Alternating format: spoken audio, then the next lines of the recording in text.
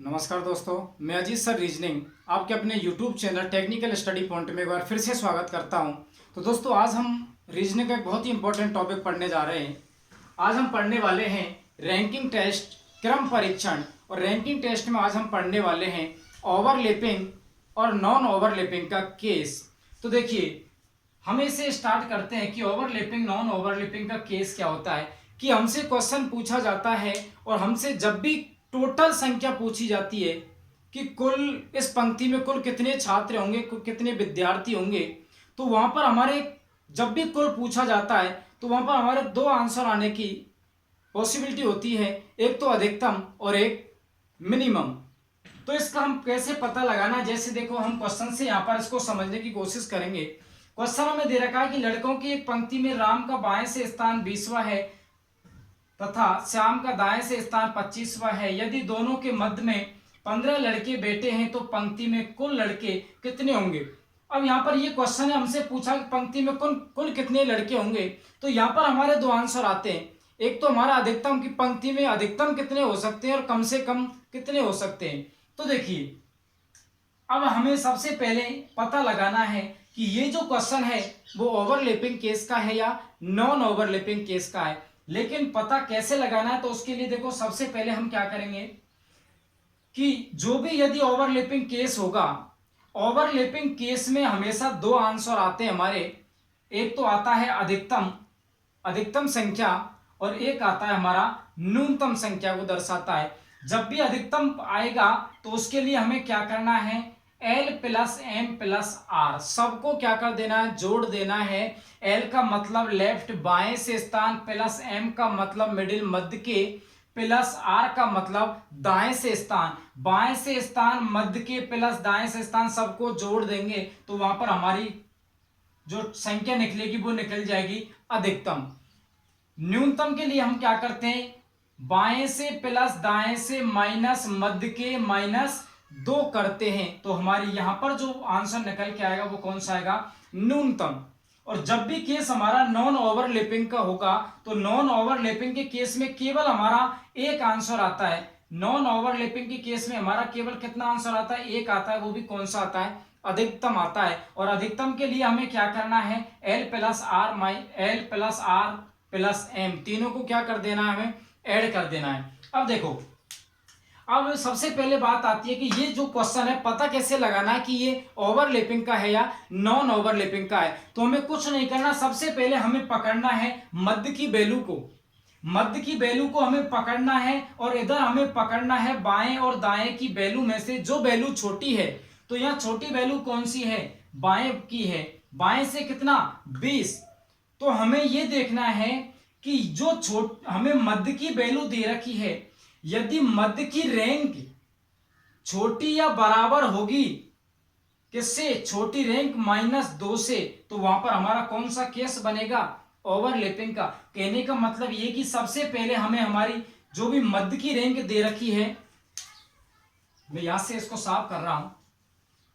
देखिए, यहां पर जो हमें मध्य की दे रखी है वो लेनी है कितनी, 15।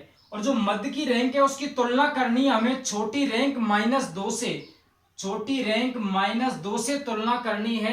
तुलना करने पर यदि मध्य की रैंक छोटी या बराबर आती है इससे, तो हमारा वहां पर कौन सा केस बनेगा, ओवरलैपिंग का बनेगा।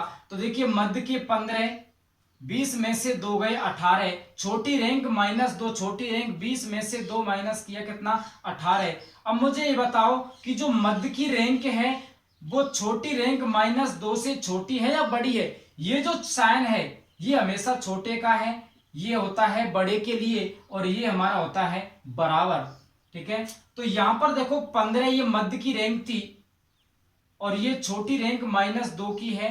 तो यहां पर जो मध्य की रैंक है वो छोटी है किससे, छोटी रैंक -2 से। तो हमारा केस कौन सा बनेगा, ओवरलैपिंग का केस बनेगा। ओवरलैपिंग के केस में हमारे दो आंसर आते हैं। एक तो हमारा अधिकतम आता है जिसमें तीनों को हमें जोड़ना होता है, एक हमारा न्यूनतम आता है जिसमें बाएं दाएं को जोड़कर उसमें से मध्य के और मध्य के घटाने हैं और प्लस कितना करना है, 2। अब देखो, इस क्वेश्चन का यदि हम आंसर निकालते हैं तो यहां पर ये तो हमें कंफर्म हो गया कि जो हमारा केस है वो ओवरलैपिंग का। आंसर दो आएंगे, एक तो अधिकतम और एक न्यूनतम। यदि हम बात करते हैं अधिकतम की, तो अधिकतम के लिए हमें क्या करना है, L plus M plus R. L का मतलब बाएं से रैंक कितनी दे रखी है 20, प्लस एम का मतलब मध्य की रैंक 15, और आर का मतलब हो गया दाएं से रैंक कितनी 25। तो यहां पर तीनों को जब हम ऐड करते हैं तो टोटल हमारा कितना आ जाएगा 60। कि इस पंक्ति में अधिकतम छात्र कितने हो जाएंगे 60। अब हम बात करते हैं न्यूनतम की। तो न्यूनतम के लिए हमारे पास दे रखा है L plus R minus M minus 2। तो देखिए यहां पर एल की वैल्यू कितनी है, एल की वैल्यू हमें यहां पर दे रखी है,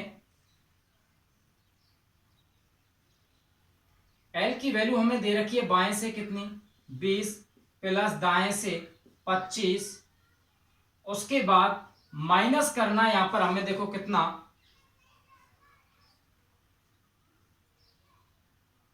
M plus 2, M plus 2, M मध्य के कितने हैं 15 प्लस 2।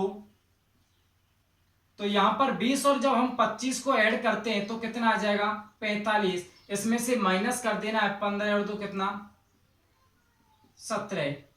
अब जब 45 में से हम 17 माइनस करेंगे तो हमारा कितना आ जाएगा 28।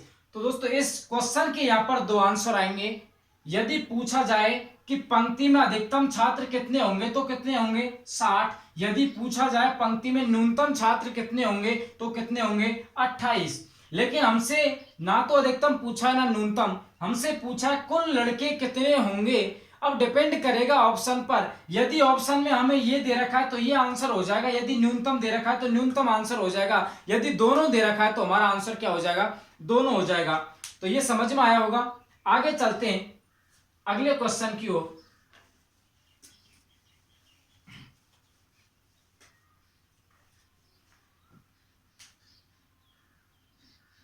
अब देखिए अगले क्वेश्चन की यहां पर हम बात करते हैं। जैसे अगला क्वेश्चन मैंने आपके सामने ये लिखा,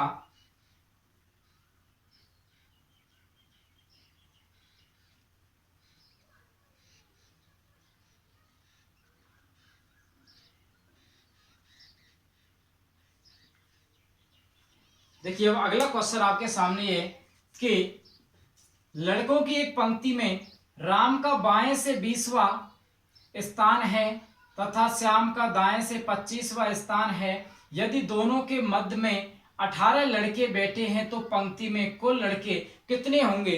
तो सबसे पहले हमें केस चेक करना है कि ओवरलैपिंग का है या नॉन ओवरलैपिंग का है। यदि ओवरलैपिंग का केस होगा तो कितने आंसर आएंगे, दो उत्तर आएंगे, एक तो अधिकतम और एक न्यूनतम। और यदि नॉन ओवरलैपिंग का केस होगा तो केवल एक उत्तर आएगा, कौन सा अधिकतम।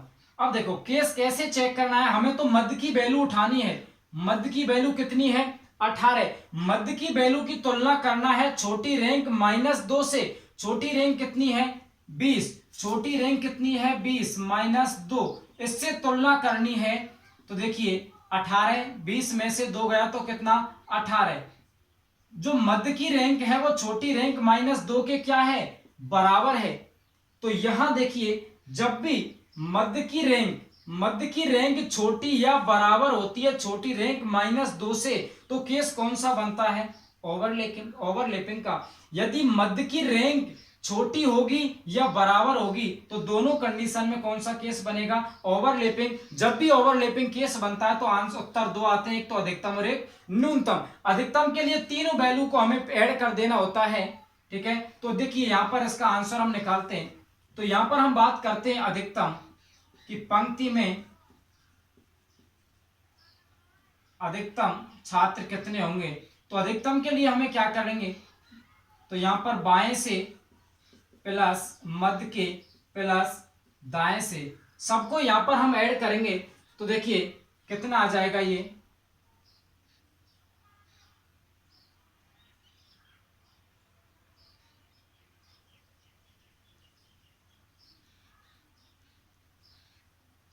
यहां पर देखो यहां पर हम ऐड करते हैं 20 और 25 हमने ऐड किया कितना होगा 45। 45 और हमने 10 किया कितना हो गया 45 और 10 कितना हो गया 55 हो गया। 55 और 8 कितना हो गया हमारा 63, कितना हो गया 63।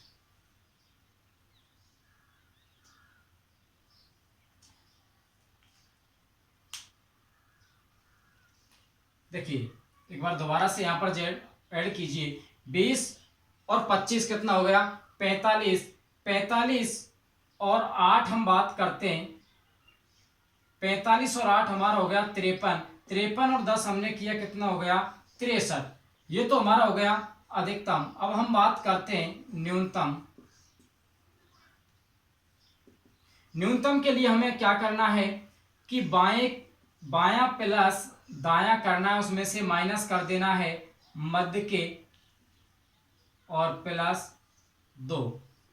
तो देखिए दोनों को ऐड किया, कितना हो गया 45। 45 में से यहां पर हमने 20 माइनस कर दिया, तो यहां पर ये जो वैल्यू आएगी ये कितनी आएगी 25। कितनी आएगी 25। तो देखिए इस क्वेश्चन के दो आंसर हो गए। एक तो अधिकतम यदि पूछा जाए कि अधिकतम कितने छात्र होंगे तो कितने हो जाएंगे 63। यदि पूछा जाए कि न्यूनतम कितने छात्र होंगे तो न्यूनतम कितने आ जाएंगे 25 छात्र आ जाएंगे। तो दोस्तों ये समझ में आया होगा ओवरलैपिंग नॉन ओवरलैपिंग केस। तो एक अगला और देखते हैं हम। तो देखिए अगला